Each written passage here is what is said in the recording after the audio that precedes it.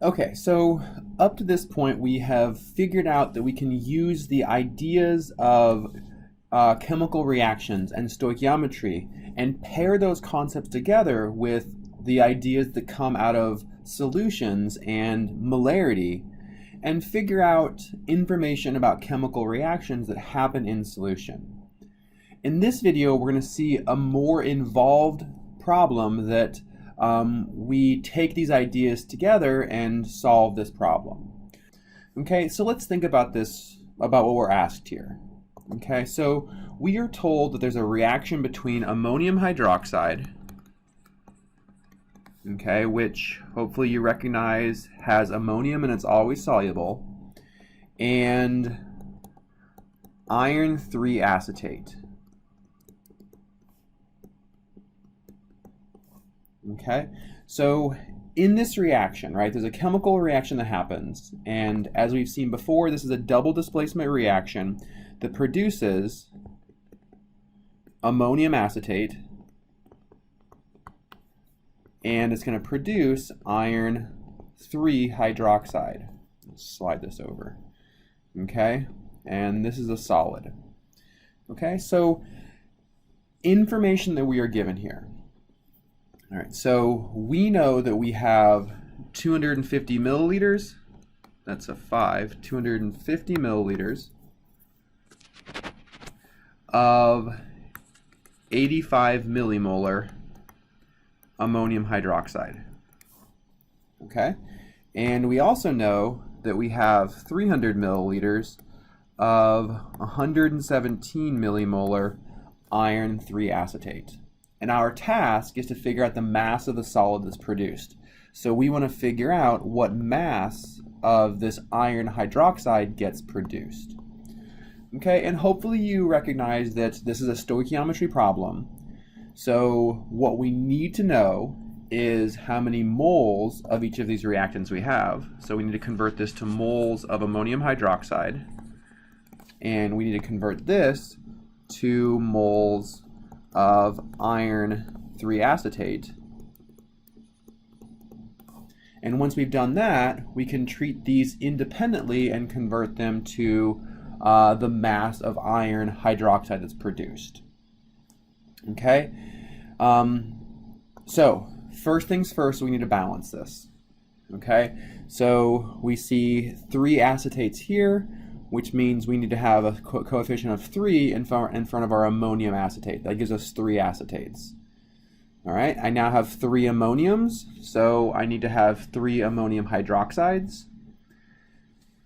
That gives me 3 hydroxides on my reactant side, and we see here that I have 3 hydroxides on my product side, and I have 1 iron here and 1 iron here. So this is now balanced. Okay, so that's the first step. Step number 2 is let's pick one of our reactants and go with it.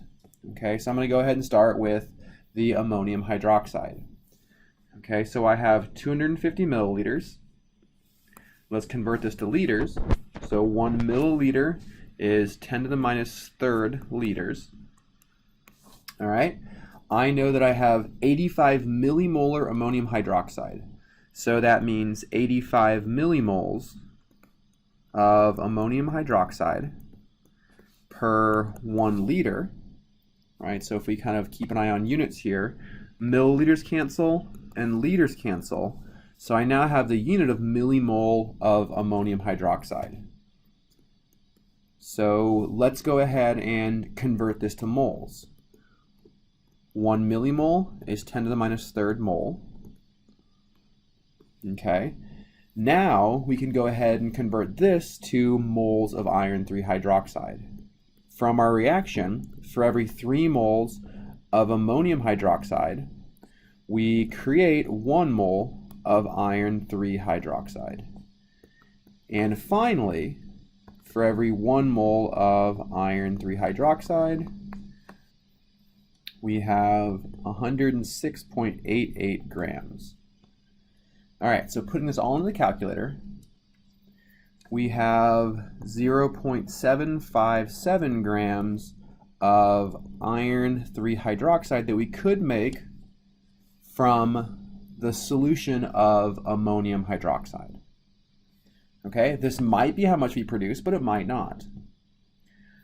Okay, so let's then focus in on what we have from iron. So for iron, we have 300 milliliters, and our approach to this is going to be identical. For every 1 milliliter, we have 10 to the minus third liters. The concentration is 117 millimoles of, of my iron acetate per 1 liter. 1 millimole, 10 to the minus third mole. Okay, from the reaction, for every 1 mole of the iron acetate, we make 1 mole of the iron hydroxide. And finally, we have 106.88 grams of iron hydroxide per 1 mole. Okay, so putting this in your calculator, we see that we could make 3.75 grams of the iron hydroxide. Okay, so from the solution of ammonium hydroxide, we could make a maximum of 0.757 grams, and from the solution of iron acetate, we could potentially make 3.75 grams. So the maximum amount we can make is this 0.757 grams. Okay, so as we've seen in the past, the approach is take the information that you're given about your reactants and convert to moles. Once you've done that, it's a straightforward stoichiometry calculation to figure out what the limiting reactant is. In this case, our ammonium hydroxide was the limiting reactant, and we produced 0.757 grams of iron oxide. So 0.757 grams of the iron 3 hydroxide. Okay, which allows us to quickly answer the second question here. So the second question is, what concentration of ammonium hydroxide remains? Well, if it's our limiting reactant, right, we figure out that ammonium hydroxide is our limiting reactant, we know that we completely consume the moles of our limiting reactant. So in this case, it would be 0 molar. All of this reactant is consumed, so we don't have any that's left over. If we have 0 moles, then we have 0 moles per liter. In the next video, we will address questions 3, 4, and 5.